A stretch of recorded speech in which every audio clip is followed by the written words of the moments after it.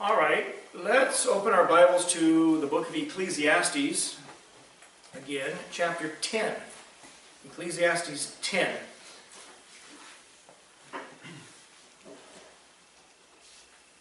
And we'll begin there tonight at verse 8. Well, actually, verse 7 before we go to verse 8. I have seen servants upon horses and princes walking as servants upon the earth. Servants upon horses.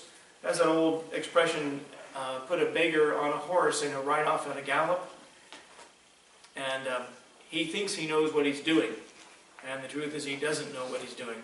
And the roles get reversed when the prince, or someone who ought to be on the horse, is forced to walk on foot, while the beggar, the servant, is now on horseback. I think we put a beggar on horseback and he rode off at a gallop back in 2008. And we put him back on his horse on 2012. I just don't want to see another beggar get put on that same horse. All right, let's move on. Let's begin there at verse 8. He that diggeth a pit shall fall into it, and whoso breaketh an hedge, a serpent shall bite him. Whoso removeth stones shall be hurt therewith, and he that cleaveth wood shall be endangered thereby. If the iron be blunt, and he do not whet the edge, then must he put to more strength. But wisdom is profitable to direct. Surely the serpent will bite without enchantment, and a babbler is no better. The words of a wise man's mouth are gracious, but the lips of a fool will swallow up himself. The beginning of the words of his mouth is foolishness, and the end of his talk is mischievous madness. A fool also is full of words. A man cannot tell what shall be, and what shall be after him, who can tell him? The labor of the foolish wearieth every one of them, because he knoweth not how to go to the city. We'll stop there, at least for our text. In verse 8 and verse 9, Solomon moves on with yet another separate proverb dealing with benchmarks and property lines. We read, Yea, ye overwhelm the fatherless, and ye dig a pit for your friend, Job 6:27. Also he made a pit and digged it, and is fallen into the ditch which he made, Psalm 7:15. The heathen are sunk down in the pit that they made, in the net which they hid is their own foot taken, Psalm 9:15. For without cause have they hid for me their net in a pit, which without cause they have digged for my soul, Psalm 35:7. And Proverbs 26, verse 27 says, Whoso diggeth a pit shall fall therein, and he that rolleth a stone, it will return upon him. And all such verses, as they may relate to Deuteronomy 19 and verse 14, there it says, Thou shalt not remove thy neighbor's landmark, which they of old time have set in thine inheritance, which thou shalt inherit in the land that the Lord thy God giveth thee to possess it. And also Proverbs 22:28 says, Remove not the ancient landmark which thy fathers have set.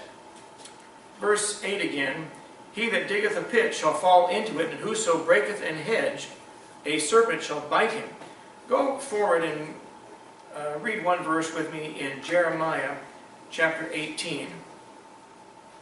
Jeremiah 18. And Jeremiah 18, notice there, let's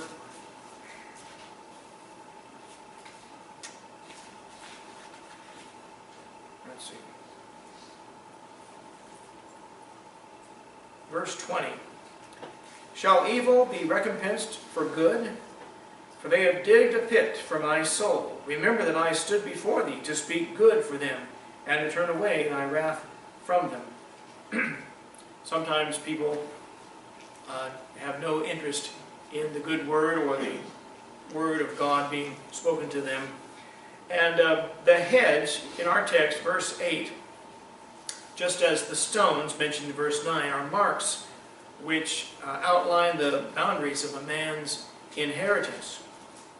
And we read King Ahab wanted to take Naboth's property, Naboth's vineyard, from him. And Naboth told the king, "The Lord forbid it me that I should give the inheritance of my fathers to thee." In 1 Kings 21, verse 3. There's a guy that was, he was the king. He had just about everything else, and he was obsessed with one man's private property. Wanted you to take it from him. He envied that lot, that parcel of land. He envied that vineyard that was someone else's property, and couldn't get any rest. Laid on his bed, pining away and so forth, until he could, looking for a way to take Naboth's property from him. And you reap what you sow, and that included violating specific Old Testament commandments regarding property rights as well. And there are 4 good warnings contained in this passage. Number 1, don't lay a trap or a snare for someone else, or you might fall into it yourself. Solomon warned about this. Look back at Proverbs 1. Proverbs 1. And let's begin there with verse 16. Proverbs 1, starting at verse 16. "For their feet run to evil and make haste to shed blood. Surely in vain the net is spread in the sight of any bird, and they lay wait for their own blood, they lurk privily for their own lives." And secondly, or at least the second thing you can learn, is don't tear down a hedge from someone else's property in order to enlarge your own property. And it's been said, good fences make good neighbors. Now that's another problem in American life, is not just American life, the entire world is engaged in tearing down walls of division, walls of separation. Men are no longer men and women women. Now it's anything goes. You decide today what you are, what you want to be, what you want to be.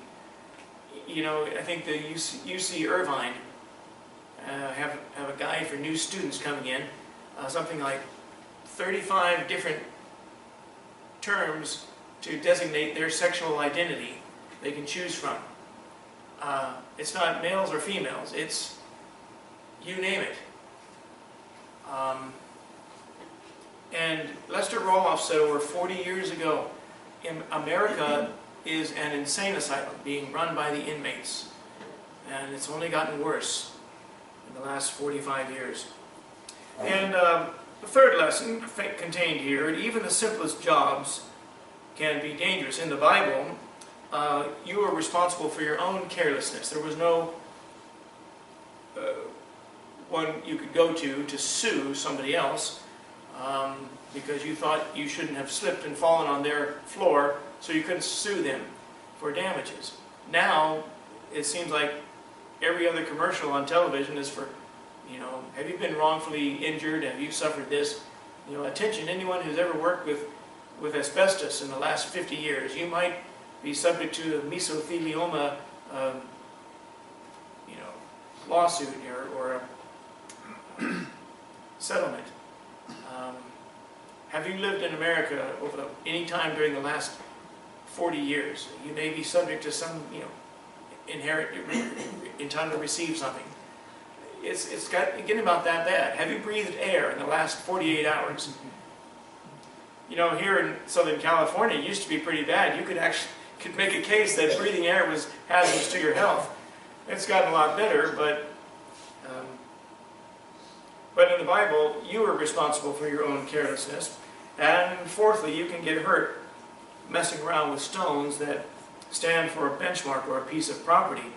Verse 9, much like the hedge would in verse 8. Also, verse 9 says, "He that cleaveth wood shall be endangered thereby." That activity can be a dangerous one. God allowed for the accidental manslaughter, such as when a man's axe head flew off the handle and hit someone. Deuteronomy 19, verse 5.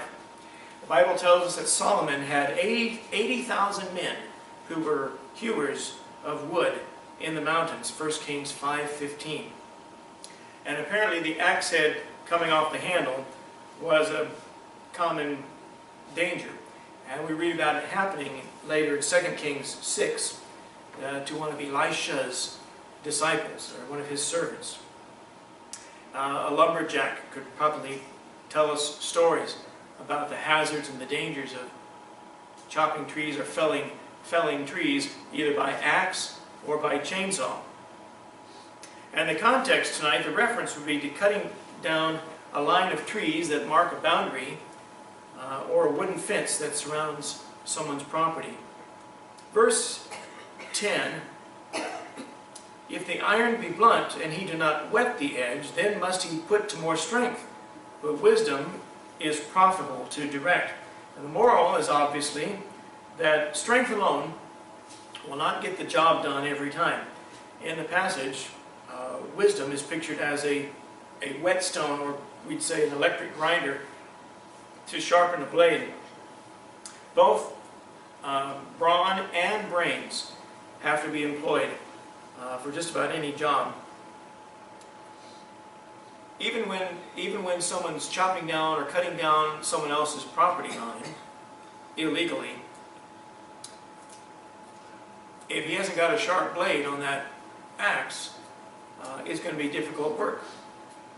Verse 11, surely the serpent will bite without enchantment, and a babbler is no better.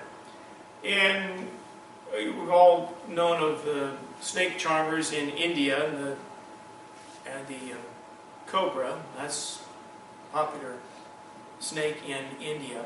We've all seen the videos of some guy that can play some music, or he can move his hands and his body back and forth to hypnotize the cobra to prevent it from striking.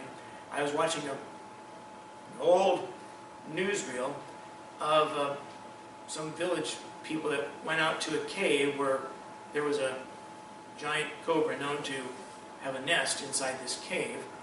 And they went out there, and somebody charmed it, and this cobra comes up and with his hood flared out, and this girl leans forward and kisses the cobra on the head while it's poised there, and it never struck her. And they're able to do quite amazing feats as far as mesmerizing or distracting or hypnotizing the snake by their movements, by their music, by the tones they make. But I don't know that I'd want to try it on a dare, you know. I don't believe you could pay me enough money in the world to try something like that. You ever notice how some people have only one or two avenues available to them to get out of their impoverished country? If they're lucky, someone will give them a chance to go to school, and they can become an IT technician or become a doctor and maybe travel to the United States and study medicine. If they're not lucky enough, then they have to get themselves into the Guinness Book of World Records by doing some outlandish thing. You know, the longest fingernails, or the world's biggest goiter, or some such thing. And I kind of put kissing cobras on the head in that second category of odd things. Ripley's Believe It or Not. But the uncharmed serpent is defined in the verse as being a babbler. And unless you can hypnotize the serpent, he will strike. And unless you can hypnotize the babbler, so will he. And he can cause damage with his mouth. It's in his nature to do so. Look at a few verses back in the book of Proverbs. Go back to Proverbs 12.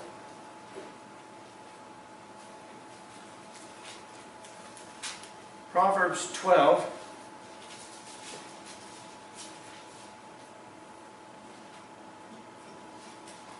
I think that's it.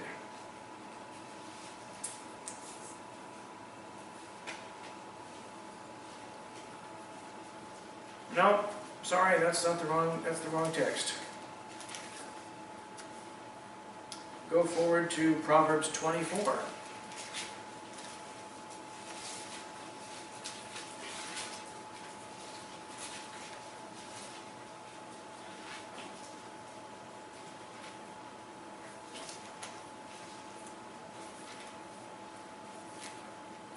Proverbs 24 and verse 28, be not a witness against thy neighbor without cause, and deceive not with thy lips.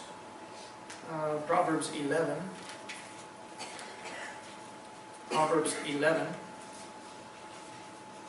and verses 12 and 13. He that is void of wisdom despiseth his neighbor, but a man of understanding holdeth his peace. A talebearer revealeth secrets, but he that is of a faithful spirit concealeth the matter. And other verses like that. And verse 12 in our text tonight says, the words of a wise man's mouth are gracious, but the lips of a fool will swallow him up. You recall in Luke 4:22, it says they wondered at the gracious words which proceeded out of the lips of Christ. There can be no doubt who wrote the book of Ecclesiastes. This verse matches so many in the book of Proverbs. Let's run back to Proverbs again and look at a few more verses. Proverbs 8 and verse 8 says, all the words of my mouth are in righteousness. There is nothing froward or perverse in them. Proverbs 10. And begin there at verse 19. This was John Wesley's life text. In the multitude of words there wanteth not sin, but he that refraineth his lips is wise. The tongue of the just is as choice silver. The heart of the wicked is little worth. The lips of the righteous feed many, but fools die for want of wisdom. And Proverbs 12, verse 6 says, the words of the wicked are to lie in wait for blood, but the mouth of the upright shall deliver them. And Proverbs 15. Proverbs 15, verses 1 and 2. A soft answer turneth away wrath, but grievous words stir up anger. The tongue of the wise useth knowledge aright, but the mouth of fools poureth out foolishness.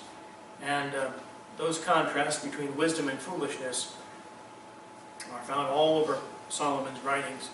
And then verse 13 in our text tonight, the beginning of the words of his mouth is foolishness, and the end of his talk is mischievous madness. You and I are living in a time when mischievous madness is the order of the day.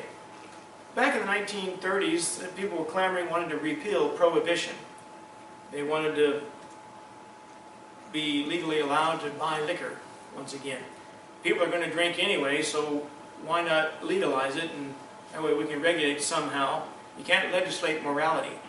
And at that time, the same people would have said, we don't want to legalize drugs. And people were using drugs and cocaine and marijuana in those days as well. Now the same arguments have been used. You can't legislate morality. People are going to find ways to do it anyway. Might as well legalize it and have some sort of idea who's doing it, where they're doing it, how often they're doing it, and have some sort of control, regulation over it. But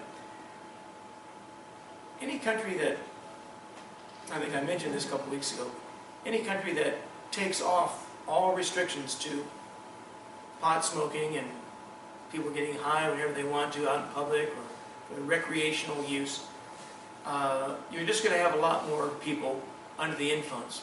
When they legalized marijuana in Washington State 2 years ago now, it took them a week and a half, and they had their first hit-and-run fatality by someone who was driving under the influence of pot. And whatever you tolerate, you're going to get more of.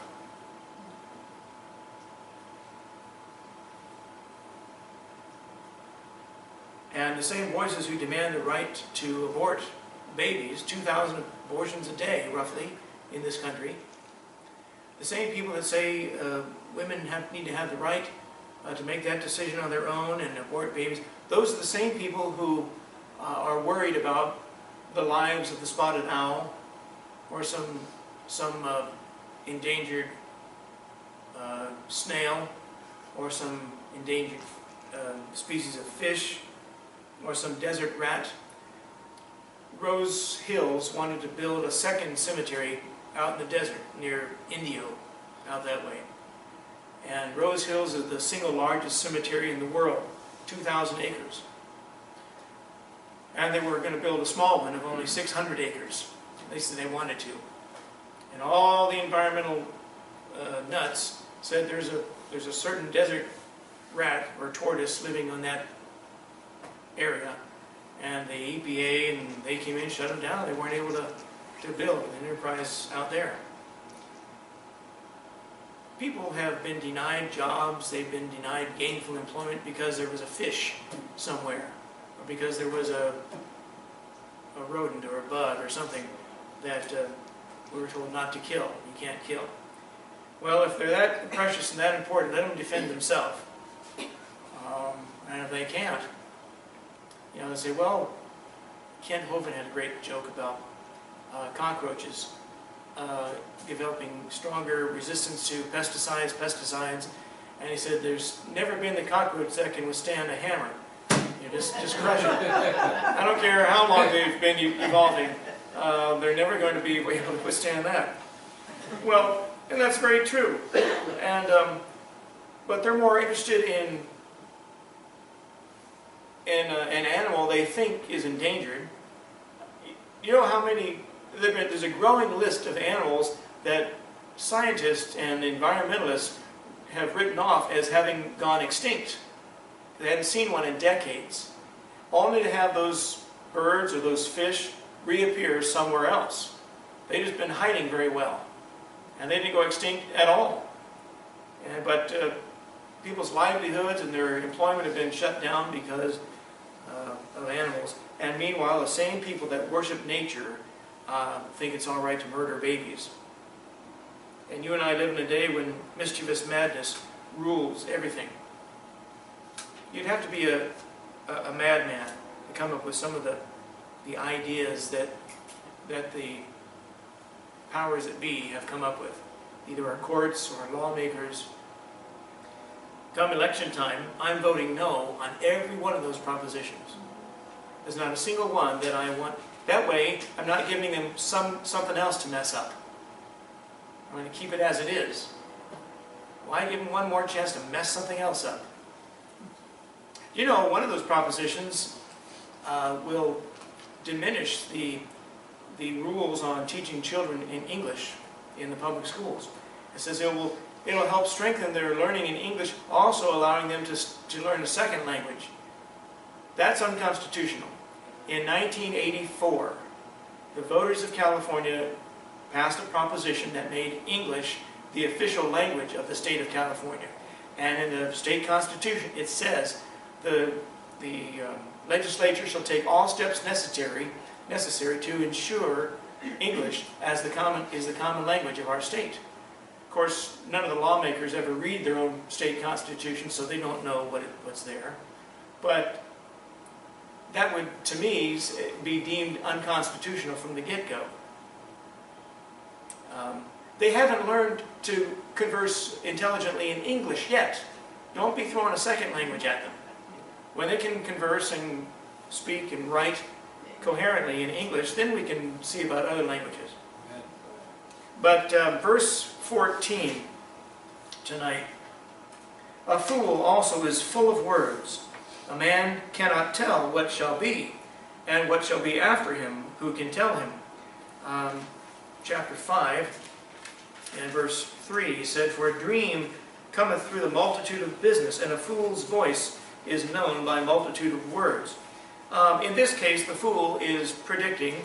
He's talking big. He's anticipating his own future. But not only is he unable to figure out the future, but the end result of his own ideas. He would not accept the truth if it was presented to him by God himself.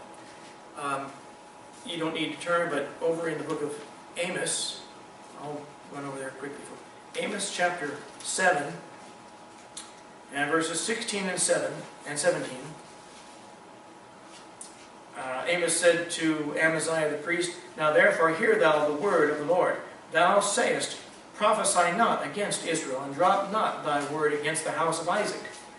Therefore, thus saith the Lord, Thy wife shall be an harlot in the city, and thy sons and thy daughters shall fall by the sword, and thy land shall be divided by line. Thou shalt die in a polluted land, and Israel shall surely go into captivity forth of his land. And there was a priest in the temple that didn't want to hear the word of God from the mouth of the prophet concerning the future. And then let's move on to verse 15. The labor of the foolish wearieth every one of them, because he knoweth not how to go to the city. The first clause is simple enough. The fool gets worn out quickly doing any kind of work because he doesn't like to work. Proverbs 12:24 says, The hand of the diligent shall bear rule, but the slothful shall be under tribute. But with the second clause, you get a foolish man trying desperately to find a city, or get himself to a city, and he can't find it. And that could be for three possible reasons. Either he has no map, and he's unfamiliar with the road or the highways to get there, or secondly, he's missed some available transport. Either a bus was going to that city, or a taxi or a train could have gotten him there. Or thirdly, he's being forced to go the wrong way, or he's deliberately going other directions rather than heading straight there because there may be obstacles to encounter. And I thought about this right before we left the house tonight. There's probably some good illustration of a spiritual fool found in those thoughts. And he's going to miss getting to heaven because either, one, he's ignored the map, that's the Bible, and the clear instructions given by God, or secondly, he's refused to trust Jesus Christ one too many times and he's caught off guard when the rapture takes place. Or thirdly, he's let himself become diverted down other avenues of life. You know, there's one way to get to heaven. That is by trusting in the work of the Lord Jesus Christ for you and for your sins. There are infinite number of ways to go to hell. All the devil has to do is get your attention focused on something else. And you end up wasting months and then years, and years become decades, and pretty soon you've squandered productive and fruitful years of your life pursuing things that you can never quite attain. You never have a big enough car, you never have enough money, your house isn't big enough, your possessions aren't valuable enough. I was watching some show they had on the television at work yesterday about things the ultra-rich can afford. And there was a cologne, a designer cologne, a fragrance. And he's asking the audience in the show, how much do you think this is? And this bottle, I don't know how many ounces was in the bottle of cologne, cost $15,000. And the reason is because they have you come in and you go to one of their labs and you sample numerous fragrances, and the ones that you like, the ones that appeal to you, and they probably have a scale, 1 to 10 for each one. They'll mix a concoction of all those fragrances that's designed just for you.